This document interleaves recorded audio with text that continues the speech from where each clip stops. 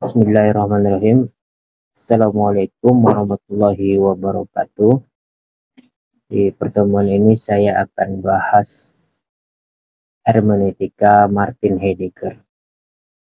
Sebelum masuk pada apa yang disebut sebagai faktisitas dan prastruktur memahami, alangkah baiknya kita mengetahui terlebih dahulu latar belakang pemikirannya. Martin Heidegger adalah seorang filosof Jerman yang sangat berpengaruh pada abad ke-20. Latar belakang pemikirannya dapat ditelusuri dari konteks sejarah dan intelektual Jerman pada masa itu.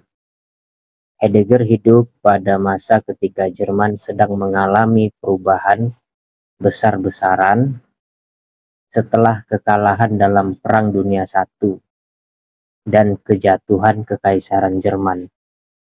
Pada masa tersebut, terdapat keraguan yang mendalam tentang arah masa depan negara dan identitas nasional Jerman. Heidegger melihat bahwa krisis tersebut mencerminkan krisis yang lebih besar dalam pemikiran Barat.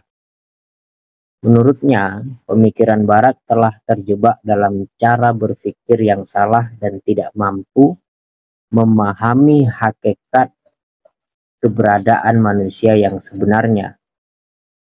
Heidegger mencoba untuk membangun suatu pemikiran yang membebaskan manusia dari penghambatan-penghambatan itu dan membantu manusia memahami hakikat dirinya sendiri.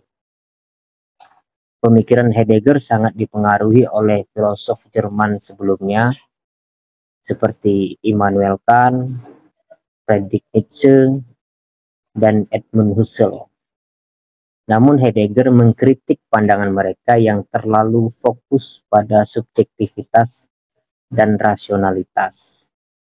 Ia memperkenalkan konsep Dasein, yaitu cara manusia mengalami keberadaannya sendiri, dan mengusulkan suatu pemikiran yang lebih berorientasi pada makna dan keberadaan atau eksistensi daripada rasionalitas dan objektivitas.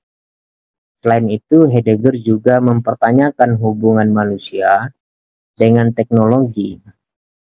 Ia melihat bahwa teknologi modern telah merusak hakikat keberadaan manusia dan mengubah cara manusia memandang dunia. Heidegger berpendapat bahwa manusia perlu kembali ke dalam keadaan autentiknya dan mempertanyakan makna sejati dari teknologi dan keberadaan manusia di dunia. Dalam pemikirannya, Heidegger banyak menggunakan bahasa yang sulit dipahami dan sering sekali terkesan ambigu. Namun karya-karyanya seperti Being and Time dan The Question Concerning Technology telah menjadi klasik dalam sejarah pemikiran Barat dan terus menjadi bahan diskusi dan kritik hingga saat ini. Nah, selanjutnya masuk kita pada konsep memahami sebagai cara berada atau faktisitas. Ya. Konsep memahami sebagai cara berada atau faktisitas adalah salah satu konsep kunci dalam pemikiran Martin Heidegger. Bagi Heidegger, manusia tidak dapat memahami dunia dengan cara yang objektif dan rasional, melainkan harus memahaminya melalui cara yang lebih personal dan pengalaman yang lebih dekat dengan keberadaan manusia. Menurut Heidegger, manusia harus memahami dunia melalui pengalaman yang berbeda-beda, tergantung pada cara manusia tersebut berada. Cara manusia berada di dunia akan mempengaruhi cara manusia memahami dunia tersebut. Misalnya ketika manusia berada dalam keadaan kecemasan, maka manusia akan memandang dunia dengan cara yang berbeda-beda daripada ketika manusia berada dalam keadaan yang lebih santai atau bahagia. Oleh karena itu, memahami suatu, memahami sesuatu bukan hanya sekedar pengamatan yang objektif, melainkan juga bergantung pada pengalaman dan cara manusia berada di dunia. Dalam pandangan Heidegger, memahami juga melibatkan proses interpretasi yang melibatkan pencarian makna dalam bahasa dan simbol-simbol yang digunakan manusia dalam pengalaman hidupnya. Hermeneutik bukan hanya sekedar penguraian arti kata-kata, melainkan juga mencakup pengertian dan makna yang tersembunyi dalam pengalaman manusia. Secara keseluruhan, konsep memahami sebagai cara berada dalam pemikiran Heidegger menekankan pentingnya pengalaman dan keberadaan manusia dalam memahami dunia, serta bagaimana cara manusia tersebut memaknai dan menginterpretasikan pengalaman hidupnya. Konsep ini memperluas pemahaman manusia tentang dunia dan keberadaannya dalam dunia, serta memberikan perhatian pada bagaimana manusia harus memperoleh pemahaman yang lebih baik tentang keberadaannya dan lingkungannya. Nah, selanjutnya masuk kepada prastruktur memahami. Prastruktur memahami menurut Heidegger adalah konsep salah satu konsep pemikiran Martin Heidegger. Menurutnya, prastruktur memahami adalah pengetahuan awal atau prasangka-prasangka yang dimiliki manusia sebelum melakukan interpretasi dan memahami suatu fenomena atau pengalaman. Jadi bisa kita bayangkan bahwa sebelum memahami sesuatu itu ada struktur pemahaman. Kan gitu. Memahami sesuatu artinya kita membuat struktur pemahaman. Tapi yang dibicarakan oleh Heidegger sebelum struktur memahami itu. Nah, bagaimana sebelum struktur memahami itu?